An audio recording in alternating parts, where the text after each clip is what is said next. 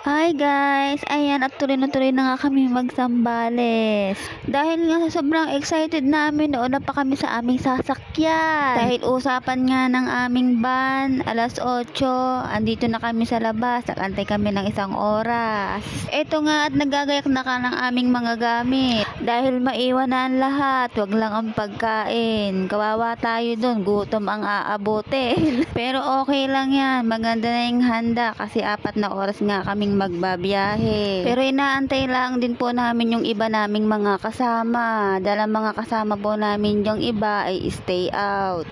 Dahil naguluhan nga din mo kami. Dahil yung isa po naming kasama ay hindi rin makakasama daw at na-ospital. Nasabi ang van daw ay hindi makakarating. Pero naayos naman at sumunod siya. Ari na nga po kami at kami ay nagbabiyahe na. Pinutol ko na nga po ang video at sobrang haba. Ito na nga po at nakarating na kami agad. Pero 4 na oras din po yung aming nabiyahe. Pero mas malapit naman po to kumpara sa aming nabiyahe nung nakaraang taon. Dahil sa Bataan po kami dati. Ito na nga at kukuha na nga po ang aming ma'am ng ticket para makapasok kaming lahat. At syempre inantay nga naming matapos yung iba, yung mga nauna sa amin. Madami din po palang nagliligo dito dahil ang ganda nga din nga po ng resort at dagat. Hindi pa nga ako nakakapasok pero nakikita ko na malinis ang resort nila at liligo ang dagat. Sabi ko nga sa kanila habang nag-aantay tayo, mag-hi naman kayo sa aking vlog. Charot. Hindi nga kami sabay diyang mga dumating. Dahil yung isa naming kasama ay kami nauna pa kami sa kanila kahit nauna sila. Ayan at nagdatingan na nga po yung iba. Dahil hindi nyo nga po alam, may marami po kami dyan. 10 po kaming lahat. At syempre hindi mawawala ang aming boss. Dahil alam nyo guys, kami nga po talaga ay taon-taon nag-outing. Dahil pagdating ng mahal na araw, ayun, nagkakasundo naman po ang lahat para matuloy lang. At medyo natagalan nga po ang aming pagkuha ng ticket dyan. Dahil marami nga pong nauna sa amin. Kaya nga sabi ko sa kanila, antay-antay lang tayo guys. Makakapasok din tayo sa loob.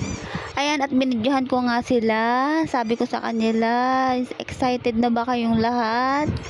At eto na nga, at inokray-okray ko nga dito sa Ate Sandra. Sabi ko, wag niyong iwanan ng ating Diyosa. Diyos ko, pag naiwan niya, ayan pa naman ang Diyosa ng pataya. Sabi ko, hi naman kayo dyan. Masayang-masaya din naman po ako sa pagsama ngayon sa mga yan. Kasi kasama din si Ate Lenny, si Ate Joy, na minsan lang din naman silang sumama. At buti na lang at pinayagan sila ng kanilang mga asawa. Ay, hello Ate Sandra. Diyos ko, ang aming Diyosa. Ayan, at okay na nga po pala, nakompleto na ang lahat. Ito na nga at nakapasok na kami sa aming hotel. Napakaganda pala dito. At ang ganda ng kanilang mga higaan.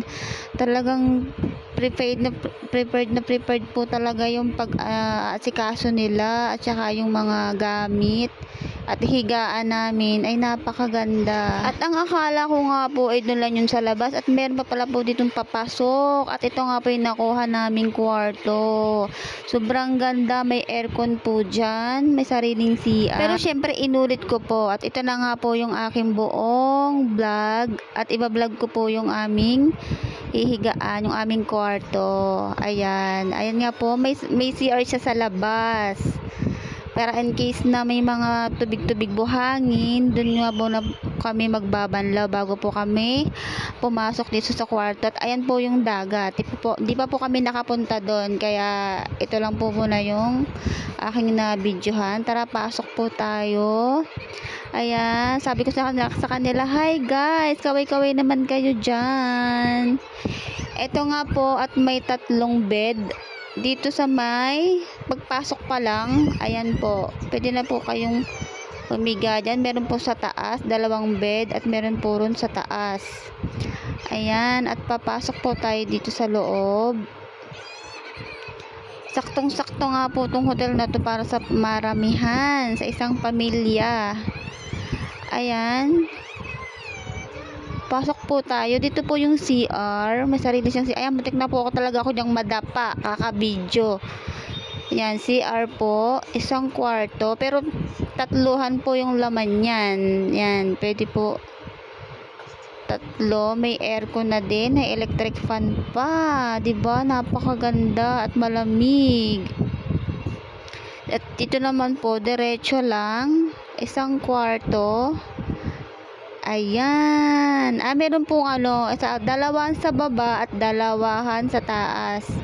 Doon na nga po pala na pwesto si na Ate Lenny at saka si Ate Joy. Ayan, at diretso po tayo.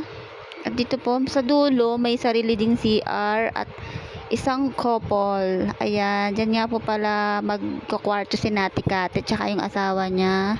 Pero pinigay na po yan kay Sir kasi ang gusto nila ay dun sila sa kubo tutulog. 'Di ba? Ang ganda, guys.